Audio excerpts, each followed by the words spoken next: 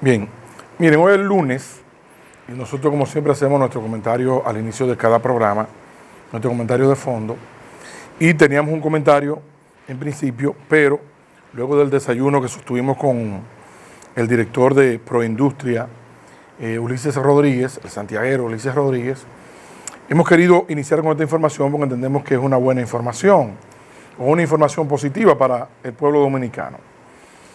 Me explico. Proindustria, que tiene que ver con el manejo, el desenvolvimiento, el desarrollo de las zonas francas en el país, de los parques de zonas francas, el crecimiento de estos.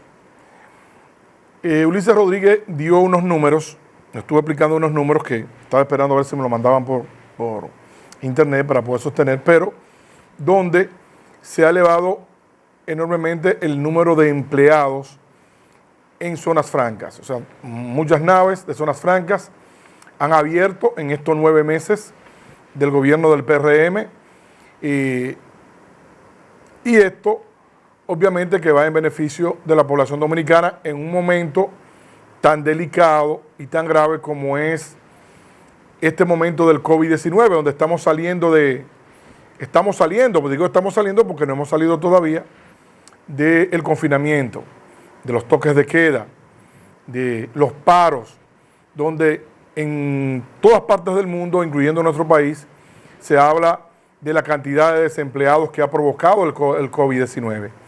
Aquí lo tenemos por más de 100,000, por cientos de miles, la cantidad de desempleados producidos por el COVID, y todo el mundo sabe lo que implica desempleo, pero desempleo masivo a estos niveles. Eso implica, obviamente, una falta de poder adquisitivo en la población, pero sobre todo en la población más numerosa, en la más necesitada. Y la apertura de zonas francas, de naves de zonas francas, es una de las vías más idóneas, más importantes para captar empleos, a los que se desarrolla o se vuelve nuevamente a colocar lo que es la microempresa, cómo empieza nuevamente esta a crecer, porque el coronavirus ha llevado muchas microempresas de paro. Vamos a escuchar un poquito de lo que está diciendo Ulises, para entonces seguir conversando con ustedes. Son unos 18,000, incremento de 11,600 empleos directos, 635. Cabe decir que son directos, no les estoy contando los indirectos. Calculen ustedes para que me ayuden, para que no se vea como que lo que estoy diciendo lo estoy inflando. Eso están ahí y son más hoy y crecen todos los meses y verán por qué. Entonces, empleo generado en total de 20, la proyección que tenemos es para el mes de agosto, septiembre, octubre, es de unos 25,000 y cerrar el año de 28 a 30,000 empleos. Eso serían más de 40,000. Los actuales ya son más de 25. No me gusta. Y van a ver por qué, porque le vamos a montar imágenes.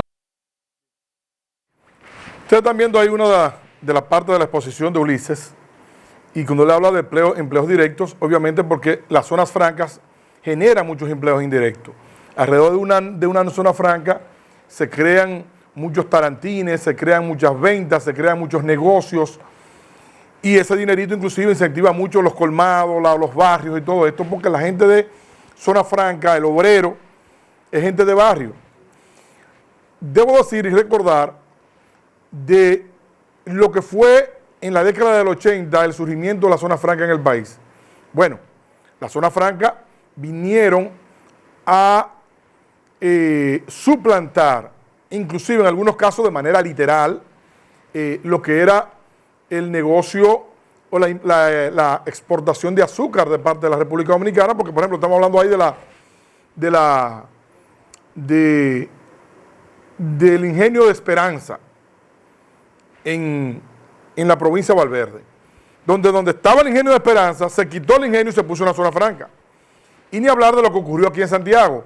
La mayoría, una gran cantidad de campesinos de toda el área de Santiago vinieron a vivir a Santiago para trabajar en zonas francas.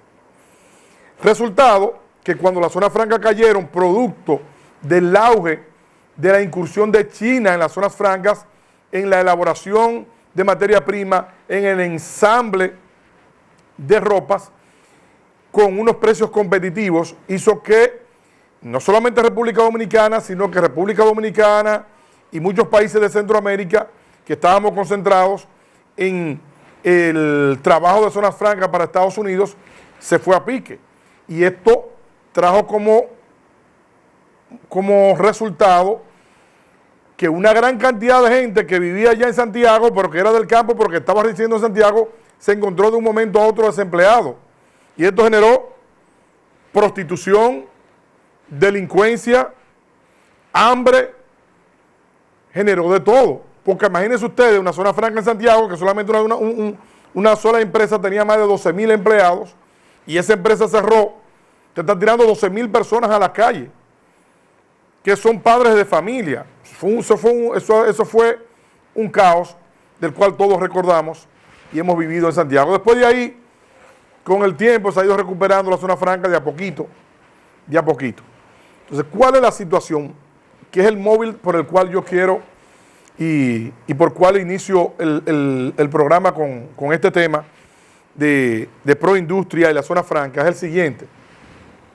Ulises Rodríguez acaba de dar un dato importantísimo, que es lo que nos produjo la pérdida de los trabajos de zona franca fue la incursión de China, como ya dije. Bueno, pues sucede que en este momento, en los actuales momentos, China ha dejado de ser un mercado importante para las empresas norteamericanas que mandan a ensamblar y a elaborar sus productos. ¿Por qué? Porque China tenía dos elementos importantes. Un elemento era que tenía una mano de obra barata,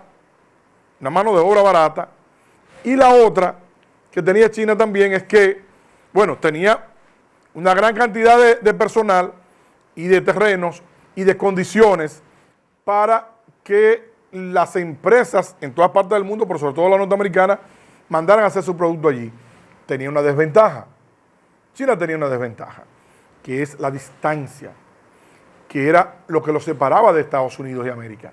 Y lo solucionó de una manera. China, usted le hacía un pedido, por ejemplo, a la Levi's, 100,000 pantalones. Yo lo quiero, 100,000 pantalones, lo manda a hacer en Santo Domingo, y en cuestión de una semana o de días, después que están listos los pantalones, está en un puerto de Miami, o un puerto de, qué sé yo, de Nueva York. Pero el de China no. Entonces, ¿qué hacían los chinos? Que le hacían el pedido, ellos metían los pedidos en los barcos, y en los barcos, en la medida en que el barco se estaba trasladando a América, ellos estaban ensamblando, se trabajaba en el barco, y entonces, lo que para nosotros representaba una ventaja, que era la distancia, y el tiempo que significaba esa distancia, corto tiempo, para el traslado, China lo eliminaba construyendo el pedido, ensamblando el pedido en el camino. Si a nosotros nos tomaba 2 semanas, 3 semanas, vamos a decir, por decir un ejemplo, 3 semanas para enviar un primer pedido, bueno, pues a China le tomaba también la misma 3 semanas que quizás le duraba el embarque, el trasladarlo desde China a Estados Unidos. Entonces, ¿qué hacen ellos? Lo meto todo en el barco, lo voy construyendo en el barco, cuando llegue a Estados Unidos está todo listo. Pero también había una parte que se embarcaba por los contenedores. Pero hoy en día, un contenedor chino que costaba antes $2,000, el traslado está costando entre 5, 7,000 y hasta $10,000.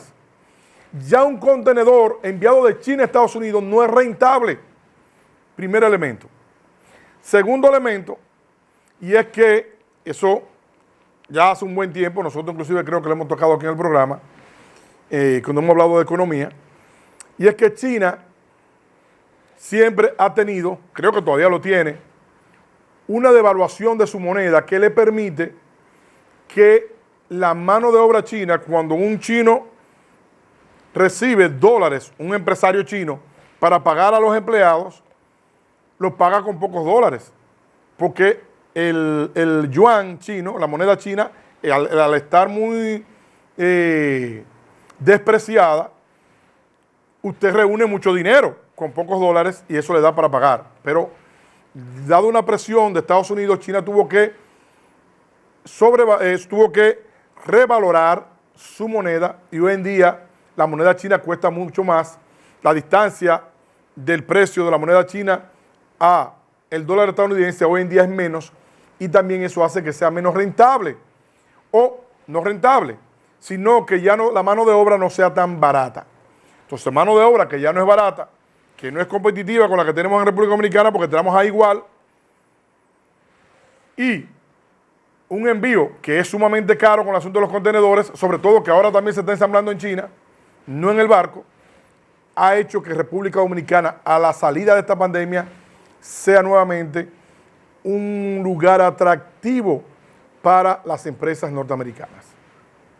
Entonces, ese es el punto en donde está enfocado ahora mismo Proindustria, donde pudiéramos tener, en medio de toda esta debacle, en términos de pérdida de empleos, tener un repunte, tener un respiro importantísimo. Porque, si bien es cierto que el sector turismo es el más importante, que capta muchos turistas, que genera muchas divisas, no menos cierto es que la empleomanía del turismo es en las costas. Es en las costas. Obviamente genera otros empleos porque cuando ellos te compran a ti la fruta que se produce en Constanza posiblemente se lleve al este y eso genera un beneficio. Pero el obrero de Santiago, ¿qué hace? El obrero de La Vega, ¿qué hace? El obrero de la provincia de Duarte, ¿qué hace? O sea, no tiene manejo de conseguir un empleo. Pero con las zonas francas sí podemos, estas ciudades que están en el interior del país, poder conectarse para tener un mejor empleo a través de Proindustria. Por lo tanto, nosotros entendemos que es factible, es favorable esto que pudiera estar pasando en el sector zona franca y donde está enfocado, repetimos, Proindustria. Esperamos que Ulises Rodríguez, que es una persona fajadora, lo conocemos de hace tiempo, una persona honesta, sencilla, pueda seguir impulsando lo que es las zonas francas, lo que es el sector de Proindustria en el país. Pero, repito, quería traer la información porque entiendo que es una muy buena información. Bien.